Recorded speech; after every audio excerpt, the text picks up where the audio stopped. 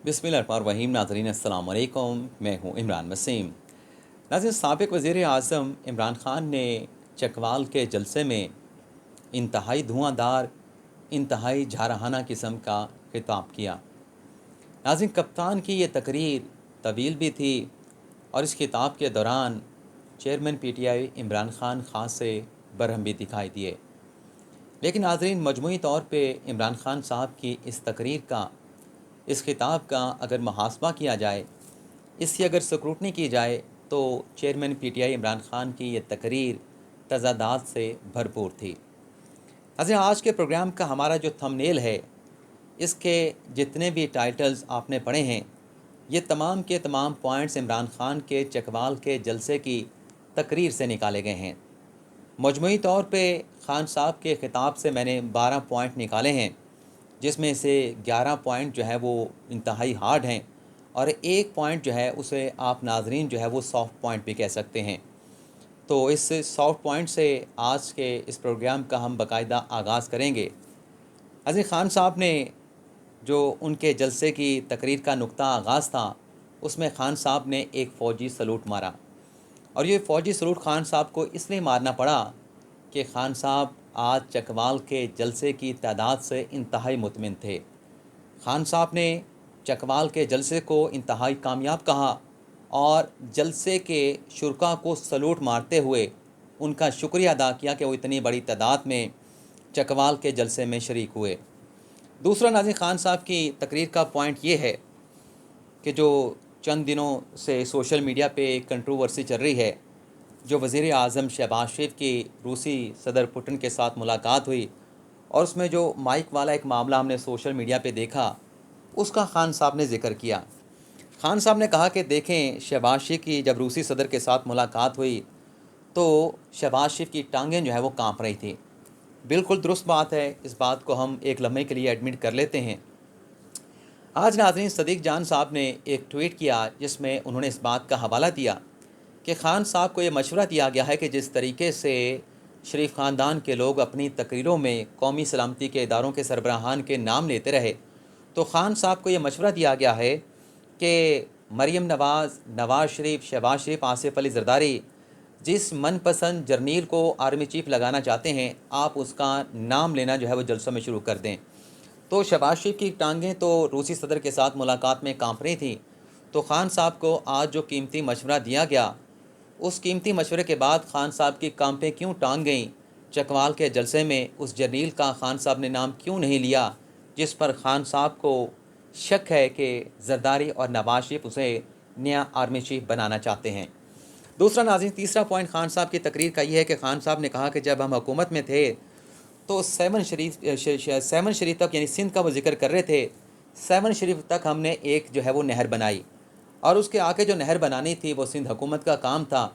और ख़ान साहब ने इल्ज़ाम ये लगाया, सिंध हुकूमत में मलबा ये डाला कि सेवन शरीफ से आगे जो नहर बननी थी वो नहीं बनाई गई सिंध हुकूमत ने, इसकी वजह से सिंध जो है वो पानी में डूब गया, वहाँ पे सैलाब आ गया। इस बात को भी एडमिट कर लेते हैं। लेकिन ख़ान साहब से सवाल ये है कि पंजाब में क्या हुआ? 3.5 साल से आपकी पंजाब में हुकूमत है, वहाँ पे कौन सी नहर नहीं बनी? किस नहर के ना बनने की वजह से पंजाब में राजनपुर में सैलाब आया, जनूबी पंजाब में सैलाब आया? इसका भी ख़ान साहब ने कोई जवाब नहीं दिया। और के पी के में टांक में सैलाब आया, नौशहरा में, चारसदा में, सवात में, वहाँ पे भी ख़ान साहब की 9 साल से हुकूमत है, उसका भी ख़ान साहब ने जवाब नहीं दिया। लेकिन सिर्फ सिंध के सैलाब की बात की और ख़ान साहब ने कहा कि देखें, सैलाब आया हुआ है, शहबाज शरीफ और बिलावल भुट्टो ज़रदारी बाहर चले गए हैं। लेकिन ख़ान साहब से सवाल ये भी है कि इतने तबाहकुन सैलाब में आप कितने मुतासरीन के पास गए, कितने शहरों में गए हैं, कितने सैलाबज़दा इलाकों में गए हैं? इस सवाल का भी कोई जवाब नहीं। चौथा पॉइंट नाज़रीन, ख़ान साहब की तकरीर का ये है कि चोरों को तस्लीम नहीं करूँगा और जो उनके पीछे हैं उन्हें भी तस्लीम नहीं करूँगा। बिल्कुल, ख़ान साहब चोरों को तस्लीम ना करें, लेकिन चोरों का तो ख़ान साहब नाम लेते हैं कि ये ज़रदारी हैं, ये शरीफ ख़ानदान हैं, लेकिन उनके पीछे कौन है ग़ालिबन पाकिस्तान की आवाम की अक्सरियत ये नहीं जानती। तो ख़ान साहब के लिए एक रिक्वेस्ट है कि अगर वो अपनी तकरीरों में उनका नाम लेना भी शुरू कर दें, बता दें कि उनके हैंडलर कौन है, तो मेरे ख्याल से ज़्यादा बेहतर रहेगा। पाँचवा पॉइंट ख़ान साहब की तकरीर का ये था कि हमारे दौर में बिजली का यूनिट 8.5 रुपये यूनिट था और इन्होंने टैक्स डाल के उसे 50 रुपये यूनिट कर दिया है। حالانکہ اس سے پہلے خان صاحب کی تقریریں نکال کے دیکھیں تو خان صاحب کبھی 16 روپے یونٹ کہتے ہیں، کبھی 18 روپے یونٹ کہتے ہیں. تو آج خان صاحب نے اپنے دور حکومت کے جو یونٹ اپنے بجلی کے یونٹ کی قیمت تھی اس سے مزید کم کر کے 8.5 روپے کر دیا ہے. چھٹا پوائنٹ ناظرین خان صاحب کی تقریر کا یہ تھا کہ ہر غدار سے سوال پوچھتا ہوں جنہوں نے چوروں کی حکومت ہمارے اوپر مسلط کی. قوم ان جنہوں نے چوروں کو مسلط کیا ہے انہیں معاف نہیں کرے گی، اللہ بھی معاف نہیں کرے گا. بالکل اللہ معاف نہیں کرے گا، لیکن قوم کیسے معاف کرے گی؟ قوم کو اس کا نام تو بتائیں. ان کا نام بتاتے ہوئے عمران خان صاحب آپ کی ٹانگیں کیوں کانپ جاتی ہیں؟ آپ زرداری کا نام لیتے ہیں، شریف خاندان کا نام لیتے ہیں، امریکی سازش کا بھی نام لینا آپ نے چھوڑ دیا ہے، لیکن کم از کم جو ان چوروں کو لے کے آئے ہیں ان کا نام تو قوم کو بتائیں. لیکن پتہ نہیں آپ کو ان کا نام بتاتے ہوئے آپ کی ٹانگیں کیوں کانپ جاتی ہیں. پھر خان صاحب نے کہا کہ حکومت ملی جو کرنٹ اکاؤنٹ ڈیفیسٹ تھا وہ $20 بلین کا تھا، لیکن خان صاحب یہ نہیں بتاتے. بالکل خان صاحب نے اس $20 بلین کے کرنٹ اکاؤنٹ ڈیفیسٹ کو زیرو پہ لے کے آئے، لیکن جب خان صاحب کی حکومت گئی اگر معیشت اچھی تھی تو خان صاحب ہی جانے سے پہلے $16 بلین کا کرنٹ اکاؤنٹ خسارہ چھوڑ کے گئے. اور خان صاحب نے آج چکوال کے جلسے میں اس بات کو ایڈمٹ بھی کیا ہے. لیکن اب 20 بلین میں اور $16 بلین میں کتنا فرق رہ جاتا ہے؟ یعنی صفر پہ لے جا کے آپ نے دوبارہ $16 بلین کا کرنٹ اکاؤنٹ خسارہ کر دیا. اس بارے میں بھی خان صاحب نہیں بتاتے، لیکن یہ ضرور کہتے ہیں کہ $16 بلین کے کرنٹ اکاؤنٹ خسارے کے باوجود ہماری معیشت جو ہے وہ ترقی کر رہی تھی. 8واں پوائنٹ ناظرین خان صاحب کی تقریر کا یہ ہے کہ آرمی چیف کی تقرری میرٹ پہ ہونی چاہیے. اب خان صاحب سے سوال کرنے سے پہلے جو جنرل باجوہ صاحب ہیں انہیں بھی نواز شریف نے لگایا تھا. اگر وہ میرٹ پہ نہیں لگا سکتے تو باجوہ صاحب بھی ظاہر سی بات ہے کہ میرٹ پہ نہیں لگایا گیا ہوگا، تو آپ نے ان کو ایکسٹینشن کیوں دی؟ چلیں ایک بار آپ نے غلطی کر لی، آج بھی آپ سے سوال ہوتا ہے کہ آپ نے باجوہ صاحب کو ایکسٹینشن کیوں دی، تو آپ کہتے ہیں چھوڑیں اس سوال کو. اب آپ باجوہ صاحب کی ایکسٹینشن کی کیوں بات کر رہے ہیں؟ اگر میرٹ پہ زرداری اور نواز شریف نے آرمی چیف کو نہیں لگایا تو آج آپ انہیں ایکسٹینشن کی بات کیوں کر رہے ہیں کہ باجوہ صاحب کو ایکسٹینشن دے دی جائے؟ پھر اسی پوائنٹ میں خان صاحب نے کہا کہ زرداری اور نواز شریف میرٹ پہ کسی آرمی چیف کو سلیکٹ کر نہیں سکتے. اگر میرٹ ہوتا تو اعتزاز احسن پاکستان پیپلز پارٹی کا صدر ہوتا. اگر میرٹ ہوتا تو مریم نواز کی جگہ چودھری نثار آج مصمک نواز میں ایک بڑی کی پوزیشن پہ ہوتے. یہ بات بھی خان صاحب کی ایڈمٹ کر لیتے ہیں. لیکن سوال یہ ہے کہ کیا وجہ ہے کہ 1996 سے آپ کی یہ پارٹی بنی ہے پاکستان تحریک انصاف، اور 1996 سے لے کے آج تک آپ اپنی جماعت کے تاحیات جو ہے وہ چیئرمین چلے آ رہے ہیں. کیا آپ کی پارٹی میں کوئی میرٹ نہیں؟ کیا صرف آپ کی پارٹی میں آپ ہی میرٹ پہ پورا اترتے ہیں کہ 26 سال سے جب سے آپ کی پارٹی بنی ہے آپ ہی اپنی پارٹی کے چیئرمین جو ہے وہ چلے آ رہے ہیں، اور غالباً آپ تاحیات اپنی پارٹی کے چیئرمین رہیں گے. اگلا پوائنٹ ناظرین خان صاحب نے جیسا کہا اسی پوائنٹ کے اندر کہ میرٹ پہ آرمی چیف کی تقرری ہونی چاہیے.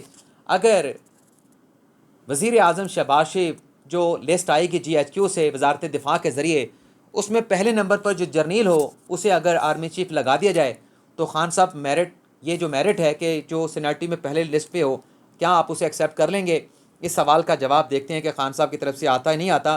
9ویں پوائنٹ میں ناظرین خان صاحب نے کہا کہ میں نے جو آرمی چیف سے کی تعیناتی سے متعلق بات کی تھی اس سے میں DG/ISPR سے 2 سوال پوچھتا ہوں، لیکن پھر وہ 2 سوال خان صاحب نے نہیں پوچھے. لیکن خان صاحب نے DG/ISPR سے یہ ضرور کہا کہ میں نے جو آرمی چیف کی تعیناتی سے متعلق بیان دیا تھا اسے آپ کو سمجھنا چاہیے تھا. یعنی خان صاحب یہ کہہ رہے تھے کہ میرے بیان کو ISPR DG/ISPR نہیں سمجھ سکے، فوج نہیں سمجھ سکے، میڈیا نہیں سمجھ سکے، دانشور نہیں سمجھ سکے، تجزیہ کار نہیں سمجھ سکے. اگر کوئی خان صاحب کے بیان کو سمجھ سکا تو ان کے پارٹی کے صرف چند رہنما، باقی جو رہنما تھے وہ تو بھاگ گئے تھے. ان سے جب پوچھا گیا کہ خان صاحب نے کیوں بیان دیا تو وہ کہتے رہے کہ ہم نے خان صاحب کا بیان ہی نہیں سنا. تو خان صاحب آج DG/ISPR سے کہہ رہے تھے کہ آپ ہمارا وہ بیان جو ہے اسے صحیح طریقے سے سمجھ نہیں سکے. 10واں پوائنٹ خان صاحب نے مریم نواز سے متعلق کہا کہ لندن جو فلیٹس ہیں وہ مریم نواز کے ہیں، مریم نواز ان کی مالکہ ہیں. اس بات کو بھی ایڈمٹ کر لیتے ہیں.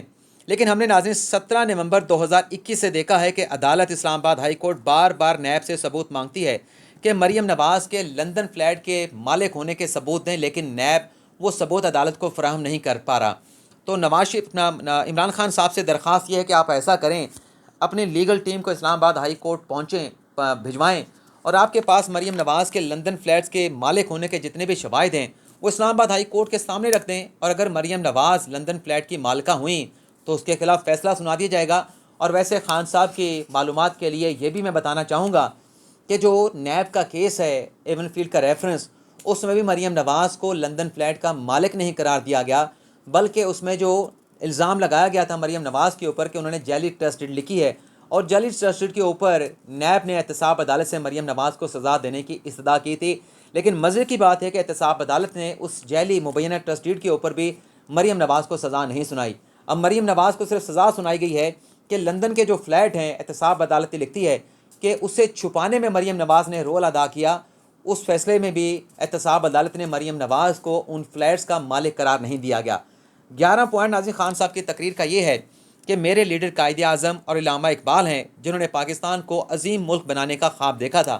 تو خان صاحب سے سوال یہ ہے کہ یہ جو آپ کے لیڈر ہیں قائد اعظم، علامہ اقبال، پورے قوم کے لیڈر ہیں، آپ کے بھی لیڈر، اچھی بات ہے، کیا یہ دونوں لیڈران بانی پاکستان اپنے مخالفین کو کوئی گھٹیا قسم کے القابات سے نوازتے تھے؟ خان صاحب ریاست مدینہ کی بات کرتے ہیں، کیا ریاست مدینہ میں نبی پاک صلی اللہ علیہ وآلہ وسلم آقا دو جہاں کیا کفار کو جو ان کے مخالف تھے، سیاسی مخالف بھی تھے، دینی مخالف بھی تھے، کیا انہیں برے القابات سے نوازتے تھے؟ اس سوال کا جواب بھی کسی کے پاس نہیں، کوئی بھی پی ٹی آئی کا بندہ اس سوال کا جواب نہیں دینا چاہتا۔ 12واں پوائنٹ ناظرین خان صاحب کی تقریر کا یہ تھا کہ پاکستانیوں خوف کے بت کو توڑ دو، جو گمنام نمبروں سے فون آتے ہیں انہیں واپس دھمکیاں دینا شروع کر دو، یہ ہوتے کون ہیں ہمیں ڈرانے والے، جو کرنا ہے یہ کر لیں۔ بالکل ٹھیک کہا، لیکن خان صاحب آپ کو پتہ ہے کہ یہ گمنام نمبر سے فون کرنے والے کون ہیں؟ آپ ان کا نام کیوں نہیں بتاتے؟ ان کا نام بتاتے ہوئے آخر آپ کی ٹانگیں کیوں کانپ جاتی ہیں؟ اس سوال کا جواب بھی نہیں آتا۔ اب جس بات کا خدشہ تھا، جو میں نے ٹائٹل دیا وہ ایک الگ سے خبر ہے، اس کا بھی میں ذکر کر لوں۔ ناظرین کل کے میں نے وی لاگ میں بتایا تھا کہ فواد چودھری صاحب نے جو الیکشن کمیشن کے سندھ سے ممبر کے خلاف جو پٹیشن دائر کی ہے، اس پٹیشن کو رد کر دیا جائے گا، کیونکہ آئین کے آرٹیکل 215 کے سب کلاس 2 میں لکھا گیا ہے کہ الیکشن کمیشن کے چیف الیکشن کمیشن اور کسی بھی ممبر کو اگر ہٹانا درکار ہوگا، اس کی ریموول درکار ہوگی، تو اس کے خلاف جو فورم ہے وہ سپریم جوڈیشل کونسل ہوگا۔ تو آج اسلام آباد ہائی کورٹ نے فواد چودھری کی ممبر الیکشن کمیشن نثار دورانی کے خلاف اس درخواست کو ناقابل سماعت قرار دیتے ہوئے خارج کر دیا، اور چیف جسٹس نے اپنے ریمارکس میں کہا کہ یہ عدالت آئین کی بالادستی کا احترام کرے گی، اس سے زیادہ کچھ نہیں کریں گے۔ آئینی اختیار وہاں استعمال کر سکتے ہیں جہاں فورم موجود نہ ہو۔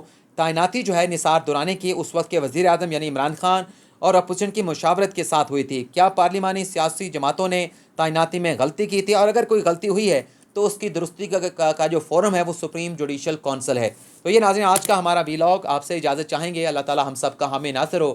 اپنی ڈھیر ساری دعاؤں میں یاد رکھیے گا۔ اللہ حافظ۔